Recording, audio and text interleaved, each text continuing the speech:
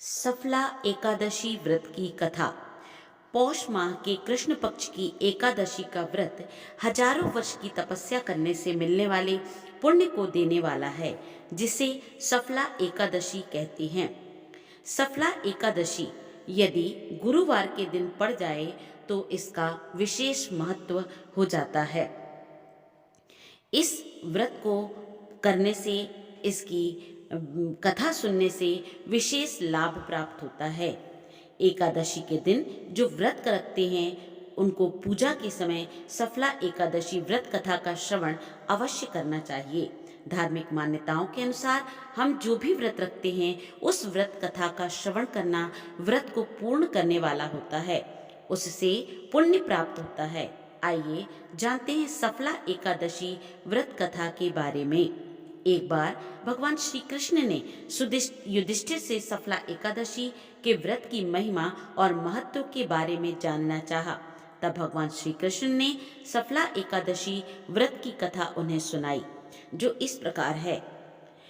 पद्म पुराण के अनुसार चंपावती नगरी के राजा महिष्मान थे।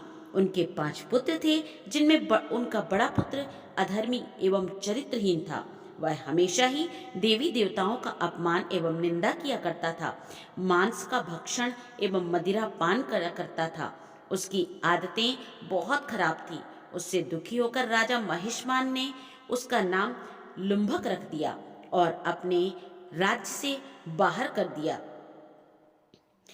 पिता के इस व्यवहार से लुम्भक जंगल में जाकर रहने लगा। कुछ समय व्यतीत होने के बाद पौष माह के कृष्ण पक्ष की दशमी की रात आई। उस दिन काफी ठंड थी, जिससे परेशान होकर लुम्भक सो नहीं पाया। सर्दी के मारे उसकी हालत खराब थी। अगली सुबह एकादशी के दिन वह मृत प्राय हो गया था। दोपहर के समय सूरज की किरणें उस पर पड़ी तो उसे होश आया। पानी पीने के बाद उसके शरीर में कुछ शक्ति आई तो वह फल तोड़ने निकल पड़ा। शाम को फल लेकर आया और उसे एक पीपल के पेड़ की जड़ के पास रख दिया। वहां बैठकर वह स्वयं की किस्मत को कोसने लगा। बाद में उसने उन फलों को भगवान विष्णु को समर्पित करते हुए कहा कि हे लक्ष्मीपति भगवान श्री हरि विष्णु, आप प्रसन्न होइए। उस दिन सफला एकादशी थी। लुम्भक ने जैसे तैसे पूरा दिन व्यतीत किया और रात में सर्दी के कारण सो नहीं पाया। पूरी रात्रि जागरण करते हुए ही व्यतीत हो गई। अनजाने में ही उसने सफला एकादशी का व्रत कर लिया। सफला एकादशी व्रत के प्रभाव से वह धर्म के मार्ग पर चलने लगा। उसमें सत्कर्म वाली प्रवृत्ति भी आ गई। कुछ समय बाद जब इसकी जानकारी राजा महिष्मान को हुई तो उन्होंने लुम्भक को राज्य में वापस बुला लिया। राजा महिष्मान के पुत्र लुम्भक को चंपावती नगरी का राजा बना दिया गया और राजकाज उसे सौंप दिया गया। राजा महिष्मान स्वयं तप करने जंगल में चले गए। कुछ समय पश्चात लुम्भक को एक पुत्र हुआ, जिसका नाम मनोज्ञ रखा गया।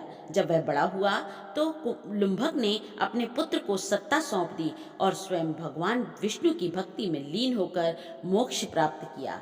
इस प्रकार से सफला एकादशी व्यक्ति के कार्य सफल करती है और मोक्ष प्रदान करती है। बोलिए भगवान विष्णु की जय।